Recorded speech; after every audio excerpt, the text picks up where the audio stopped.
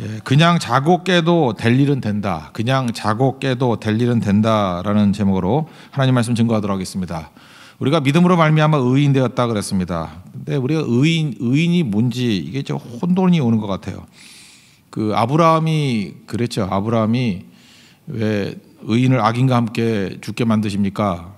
그렇게 말하는 거에 그 전제가 뭐였어요? 의인이라는 것은 뭘 받아야 된다는 거죠. 의인이면 적어도 보상을 받아야 되고 상을 받아야 되고 좀 나아져야 되는 거 아니냐. 이게 아브라함도 그런 시각 가졌다는 것입니다. 근데 성경의 시각은 그게 아니죠. 하나님의 시각은 의인이라는 것은 책임지는 자라는 거예요. 책임지는 자, 그리고 심판을 멈추게 하는 자다. 우리 지난번 SKT에서 지난 주간에 이렇게 불통 사태가 왔죠. 통화 불통. 그때 휴대폰의 문제가 아니죠. 기지국의 문제 아닙니까? 정확하면 장비의 문제였는데, 그러니까 기지국이 문제라고. 의인은 기지국입니다. 이 베이스 스테이션. 그러니까 기지국이 제대로 돼야지 휴대폰이 되는 거예요. 휴대폰이 망가진 게 아니잖아요. 그래서 한 사람 한 사람 의인을 하나님께서 기지국으로 불렀다는 것입니다. 그래서 우리가 감당해야 될 커버리지가 있어요.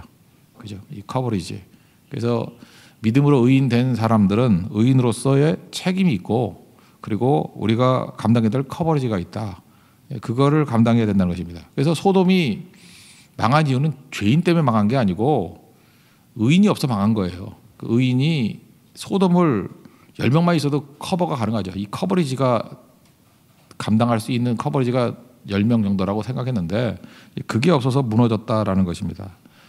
그러므로 우리도 생각해야 될 것이 의인의 책임이라는 거 잊지 말고 하나님 앞에서 의인으로서 온전하게 서는 책임감이 있는 하나님 백성 되기를 바랍니다. 우리 교회에 하나님께서 믿음으로 의인들 세워주셨잖아요. 그러니까 사실은 이 커버리지라는 건 책임이죠. 그게 사명이고, 이제 또 베트남 선교도 5월 달에 또 떠나게 되는데 또 새로운 하나님께서 우리에게 기지국을 세워주셔서 그들의 영혼들을 품게 만드신다는 것입니다. 네팔 선교 이제 말씀인데, 그러면 하나님 나라가 어떻게 확장되는지를 한번 보자는 거예요. 이제 근본적인 대전제는 뭐냐 하면은 농부가 자라게 하는 게 아니고 하나님이 자라게 하신다는 거예요. 이게 여기 나오는 개념이 저절로입니다. 그 26절 27절을 보시면 또 이르시되 하나님의 나라는 사람이 씨를 땅에 뿌린과 같으니 그는 밤낮 자고 깨고 하는 중에 씨가 나서 자라되 어떻게 그리 되었는지 알지 못하느니라. 강조하는 게 뭐야? 밤낮 자고 깨고. 그러니까 농부가 뭘 하는 거 없다라는 거예요. 우리도 마찬가지죠. 뭐 자고 깨고 하는 거. 그럴 때 28절 보니까 핵심이 그죠. 땅이 스스로 열매를 맺되 처음엔 싹이고 이삭이고 나중엔 곡식으로 이렇게 자라나게 된다. 그래서 여기 스스로 열매를 맺는다. 스스로라는 게 아우토마토라는 단어인데 여기서 영어에 오토매틱이 나왔어요. 그죠? 자동적으로. 여기서 이 헬라어 단어에서 오토매틱이 나왔다니까요. 저절로 스스로. 그러니까 농부가 하는 일이 뭡니까? 김매 주고 뭐 거름 주고 잡초 제거하고 뭐 이런 거는 하잖아요. 하는데 그게 식물 자라게 하는 건 아니잖아요. 자라게 하는 거는 하나님이 하신다라는 것입니다. 그래서 우리는 이 하나님이라는 요소를 빼놓고 자꾸만 인간에게 너무 초점을 맞추는 것 같아요. 예를 들어서 환경이 좋으면 뭐 된다. 그래서 뭐 베트남 선교를 간다든지 뭐 네팔을 간다든지 그럼 자꾸 환경 따져요. 환경이 뭐 좋으면 괜히 기뻐하고 환경이 좀 안 좋아지면 뭐 약간 좀 눌리는 것 같기도 하고. 환경하고 별 관계 없어요. 하나님이 자라게 하는 거거든요. 그리고 또 사람에게 너무 연연해하는 경우가 있습니다. 물론 하나님이 사람 쓰십니다. 사람들은 방법을 찾지만 하나님은 사람을 찾는다. 이엔 바운즈 얘기죠. 그리고 하나님의 방법은 사람이다. 이엔 바운즈가 이런 너무 멋진 얘기를 많이 해가지고 사람을 통해서 일하신다고 맞죠. 하나님이 동력자를 원래 불러주셨기 때문에. 그러나 근본 역량은 뭐냐 하면 하나님이 자라게 하는 거지. 하나님이 사람을 사용해서 자라게 하는 거지. 그 사람 역할에 너무 그렇게 매달려서는 안 된다라는 것입니다. 그래서 우리는 자꾸만 영웅을 기다리고 엘리트를 기다리고 하는데 대개 하나님의 나라는요 무명의 인사를 통해서 또 훨씬 더 많이 퍼져나갈 수 있다라는 것입니다. 오늘 이 비유의 핵심은 뭐냐면 농부의 역할을 의도적으로 배제하는 거예요. 뭐 농부가 뭐 한다라는 걸 의도적으로 다 빼버리는 거예요. 하긴 하죠. 근데 의도적으로 아주 축소시키는 것입니다. 그 왜 그렇죠? 농부는 별 기여하는 게 없다라는 거예요. 하나님이 잘하게 하신다. 이걸 크게 보라는 거예요. 선교도 마찬가지고 우리 인생도 마찬가지입니다. 하나님이 하시는 거예요. God works. 하나님이 하시는 거. 이걸 그냥 이게 99.9% 보라는 거예요. 오늘 본문의 핵심이 그거예요. 그리고 하나님께서 우리를 동역자로 불러주셨으니 얼마나 감사한 일이냐, 뭐 이 정도로 보라는 거예요. 그래서 하나님 나라 성장은요, 사람이 알 수조차 없다라는 거예요. 우리가 뭘 합니까? 자고 깨고 하는 것밖에 없죠. 그래서 신비다 이렇게 말할 수 있다는 것입니다. 그래서 환경을 보거나 사람을 보고 우리 맨날 실망하잖아요. 뭐 환경이 나쁘면 실망하고 사람이 농땡이 치면 또 실망하고, 또 반대로 자만심에 빠질 때는 어때요? 환경이 너무 좋으면 자만심에 빠지고 너무 훌륭한 사람을 보면 또 자만심에 빠지잖아요. 둘 다 아니라는 거예요. 그죠? 우린 좌절도 할 필요 없고 자만심에 빠질 필요도 없고, 그러니까 하나님이 자라나게 하신다라고 하는 이 대전제를 붙들고 우리 선교에 임하고 인생에 임해야 된다는 것입니다. 그러면 적용이에요. 세 가지로 적용할 수 있는데, 첫째는 까불지 말라는 거예요. 그래서 교만하지 말라는 거예요. 뭐 스스로 열매 맺는다 그랬잖아요. 이게 무슨 뜻이에요? 모든 인간들이요, 까불지 마 이런 얘기죠. 우리 가운데 어떤 사람은 그 메시아 신드롬에 빠진 사람이 있어요. 나 아니면 안 된다, 맨날 이런 의식이 있어요. 나 아니면 안 된다. 착각이죠. 나 아니어도 얼마든지 돼요. 하나님께서 다른 사람 통해서도 얼마든지 일할 수 있다라니까요. 그 종려주일에 예수님이 예루살렘 성에 입성을 하니까 그 많은 백성들이 뭐 호산나 다윗의 자손으로 오시는 이여 막 이렇게 찬송을 했습니다. 그랬더니 꼭 이 바리새인인지 뭐 사두개인지 얘네들은 꼭 그런 거 듣기 싫으니까 잠잠하게 하소서 예수님께 막 그랬다고요. 그랬더니 예수님이 뭐라고 말씀하시죠? 만일 이 사람들이 침묵하면 돌들이 소리 지르리라. 이거 뭐 나쁘게 생각하지 말고 쉽게 생각해봐요. 예수님께서는 원하시기만 하면 돌들도 사용할 수 있어요. 돌들도 소리 지르게 할 수 있어요. 우리가 전도 하나면 돌들을 통해서도 소리 지르면서 일할 수 있게 하시는 분이라는 거예요. 산도 옮길 수 있는 분이에요. 그러니까 그걸 전제를 하라는 거예요. 그렇다 그러면 저는 이렇게 생각해요. 내가 전하지 않으면 돌들도 외칠 수 있다. 하나님께서 사용하시는 게 얼마나 감사한 일인가. 우리를 불러주셨잖아요. 323장 부름받아 나서니 몸 어디든지 가오리다. 부름받았기 때문에 가는 거지 내가 가고 싶다고 가는 게 아니거든요. 괴로우나 즐거우나 주만 따라 가오리라. 그 어느 누가 막을 수 있겠냐고요. 죽음인들 막으리야. 못 막죠. 그러니까 이런 마음을 가지고 절대로 하나님 앞에서 까불만 한답니다. 진짜 모든 사람들 하나님이 잘하게 하시는 거라니까요. 그래서 뭐 선교를 많이 한다고 까불어도 안 되고, 뭐 이번에 내가 잘했다고 까불어도 안 되고, 그냥 감사와 하여야 할 일을 했을 뿐입니다 하는 겸손함이 꼭 필요하다는 것입니다. 그래서 첫째는 겸손. 교만해서는 안 된다, 까불어서는 안 된다. 이 첫 번째 자세고요. 두 번째는 하나님의 동역자로 우리를 불러주셨으니까 우리가 할 일은 뭐죠? 열심히 씨를 뿌리는 거. 또 하나는 장애나 뭐 이런 것들 제거하는 거, 이런 거죠. 그러니까 농부가 하는 일이 뭐예요? 물 주고 김매 주고 뭐 잡초 제거해 주고 뭐 이런 거죠. 그런 걸 우리가 열심히 해야죠. 사도 바울도 고린도전서 3장 6절 7절에 이렇게 얘기하죠. 나는 심었고 심는 거 농부가 하는 겁니다. 아볼로는 물을 주었을 때 이거 농부가 하는 일입니다. 근데 하나님께서 자라나게 하셨나니 똑같은 얘기죠. 자고 깨고 하는 중에 자랐다는 건 하나님이 자라게 하셨다는 거예요. 그런즉 심는 이나 물 주는 이는 아무것도 아니로되 이거 의식 가져야 되고 오직 자라나게 하시는 이는 하나님뿐이니라. 똑같은 얘기예요. 이 비유하고. 근데 여기서 할 일은 뭐죠? 심는 이와 물 주는 이가 작은 거지만 의미 없다는 건 아니죠. 우리는 그거 해야 된다는 거예요. 뿌리고 물 주고 심는 거 열심히 해야 된다는 것입니다. 어제 비유를 하나 들었죠. 우리가 하나님의 동역자로 부르심이 받는데 우리가 할 일이 뭐냐? 태양이 있습니다. 태양은 뭐 절대 능력이잖아요. 그죠? 태양은 뭐 어디든지 다 비칠 수 있잖아요. 근데 태양이 있음에도 불구하고 빛에 접근 못하는 사람이 있죠. 어느 집에 가니까 귀신 나오는 집 같은 집이 있다니까요. 커튼 두껍게 쳐놓고 컴컴하고, 그때 제일 먼저 해야 될 일이 뭐냐면 커튼부터 쫙 제끼는 거예요. 그럼 햇빛이 들어오죠. 그래 하나님의 동역자에서 우리가 할 일은 뭐예요? 우리가 태양빛을 줄 수는 없지만 커튼을 젖히는 걸 할 수 있잖아요. 그거 해주는 거예요. 또 먼지가 자욱해가지고 창문에 먼지가 막 쌓여 있어가지고 햇빛이 제일 안 돼. 투과성이 없어요. 그럴 때 우리가 가가지고 창문은 닦아줄 수 있죠. 그러니까 하나님 백성들이 하는 게 창문 닦아주는 거예요. 커튼 젖히는 거예요. 또 어떤 사람은 동굴 속에 처박혀 있습니다. 나오지도 않아요. 그냥 어둠 속에, 태양이 있음에도 불구하고 어둠 속에 살아간다고요.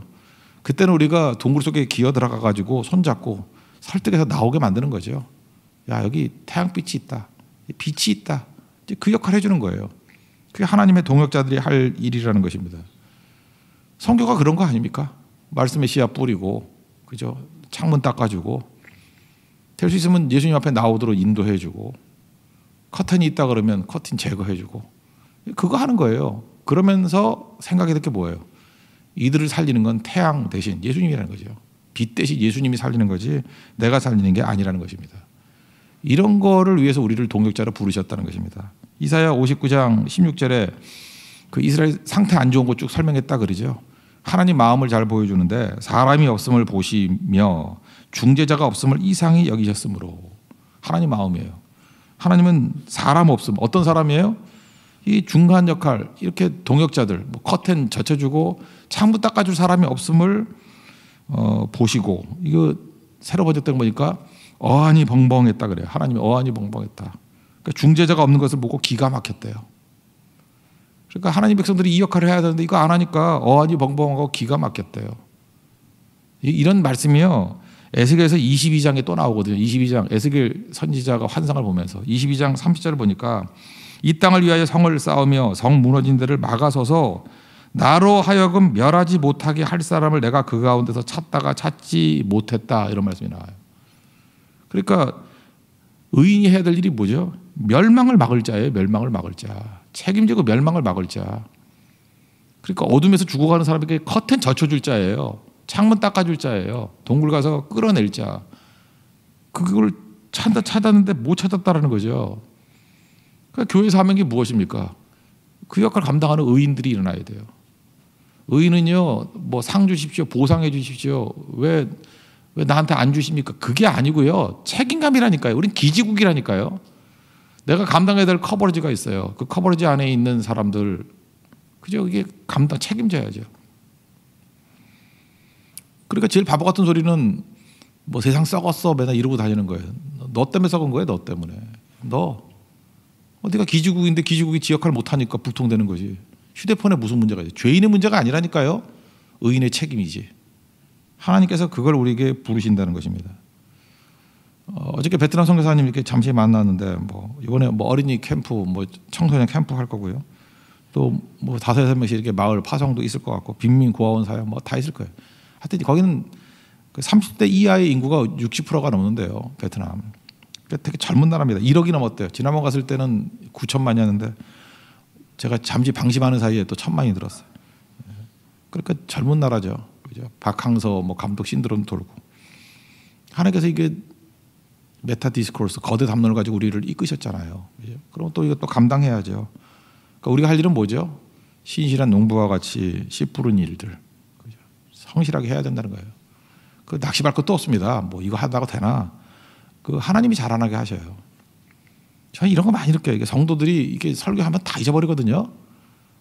그 진짜예요. 다 잊어버려요. 뭐 그래서 잊어버리는 속도가 너무 빨라가지고 예배 끝나고 나가가지고 커피 마실 때 오늘 설교 뭐 몰라요 벌써. 그 닭다가리 되잖아요. 그거 어떻게 그렇게 몰라요? 그러니까 또 설교할 만하죠, 그죠? 자꾸 잊어버리니까 또 해도 되고, 뭐 설교 준비 안 하려 그래 이제 뭐 했던 거 다 잊어버리는데 뭐. 근데 또 묘해요. 또 했던 설교 또 하면은 또 그건 또 기억을 해. 자, 악한 머리죠, 악한 머리, 그죠? 그래서 그렇게 잘 안 해요, 안 하는데 하여튼 그러잖아요. 근데 묘한 게 뭐냐면 콩나물하고 비슷해요. 콩나물 물 주면 고이면 썩잖아요. 물이 다 빠지는 것 같은데 자라요. 그래서 저는 성도들 바라볼 때 콩나물이라고 생각해요. 뭐 잊어버리려면 잊어버려라. 계속 물 주잖아요. 계속 물 주면 자라나요. 그러니까 우리가 선교 현장에 갔을 때도 뭐 이래가지고 뭘 하겠습니까? 그 단견적인 거예요. 콩나물 자라듯이 계속 뿌리면 우리로는 몰라요. 그게 신비죠. 하나님이 자라나게 하십니다. 그래서 여러분 항상 말씀을 들어야 돼요. 잊어버려도 괜찮아요. 콩나물이라니까. 오히려 너무 안 잊어버리면 썩어요. 그죠? 막 머리 미쳐. 너무 기억을 많이 해서. 우리가 설교 너무 많잖아요. 이거 다 기억하면 저도 미치죠. 여러분도 미치고. 그죠? 근데 그 들으면 그게 우리를 자라나게 만드는 힘이 있다는 것입니다. 그래서 우리 교회는 모든 성도들과 함께 열심히 하나님 말씀의 씨를 뿌리는데 집중하는 농부의 마음 갖는 우리 은혜의 종 되기를 바랍니다. 그 세 번째는 뭐냐면 눈에 보이지 않아도 믿고 기다려야 된다는 것입니다. 인내죠. 시간이 필요하다는 거죠. 시간이. 여기 뿌렸더니 처음에 싹이고 두 번째 이삭이고 세 번째 곡식이다. 뭐 이렇게 말하는 이유가 뭐죠? 시간이 필요하다는 거죠. 시간이 필요한 거고 또 눈에 보이는 거에 너무 연연해하지 말라는 것입니다. 예를 들어서 요즘에도 뭐 그런 게 있나요? 농촌에 가면 농번기가 있고 농한기가 있죠. 겨울철 같으면 옛날에 뭐 이렇게 비닐하우스 이런 거 안 할 때 농한기가 있었죠. 그럼 놀고 먹잖아요. 그죠? 농번기가 있고 바쁠 때가 있고. 근데 한번 곰곰이 생각해 보세요. 농한기 때 아무 일도 안 벌어지나요? 땅에서 봄을 맞을 준비를 하고 있어요. 그래서 씨도 준비하고 있고 다. 우리 볼 때는 동토같이 보이지만 아니에요. 땅은 준비하고 있다니까요. 그게 무슨 얘기입니까? 하나님이 일하고 계신다는 거예요. 이거 요셉 같은 거 보세요. 요셉 일대기를 보면 뭐 하나님이 일하시는 것 같이 보여요? 그 요셉이 하는 것마다 뭐 노예로 팔려가고 뭐 또 감옥 들어가고 뭐 맨날 안 좋잖아요. 그 상태가. 그 하나님이 아무것도 안 하시나요? 하나님이 계속 일하고 계신 거죠.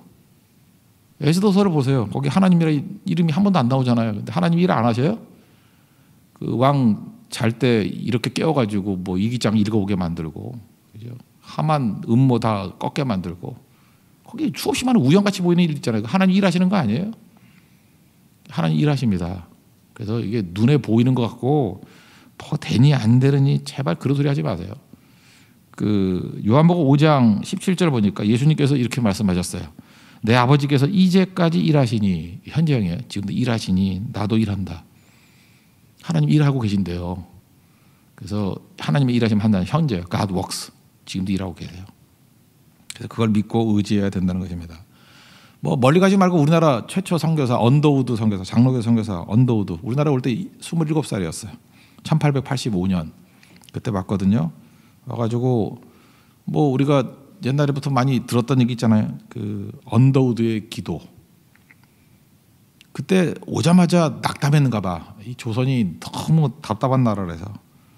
그래서 언더우드 기도 내가 띄엄띄엄 좀 읽어드릴게요. 오 주님, 아무것도 보이지 않습니다. 첫 마디가 그거예요. 기도하는데 이 조선에 왔더니 아무것도 보이지 않습니다.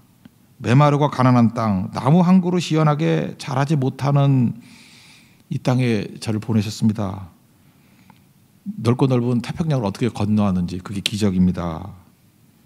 그리고 하나님 아무것도 보이지 않습니다. 언더들은 안 보인다고 잠깐 기도를 해요. 안 보인다고.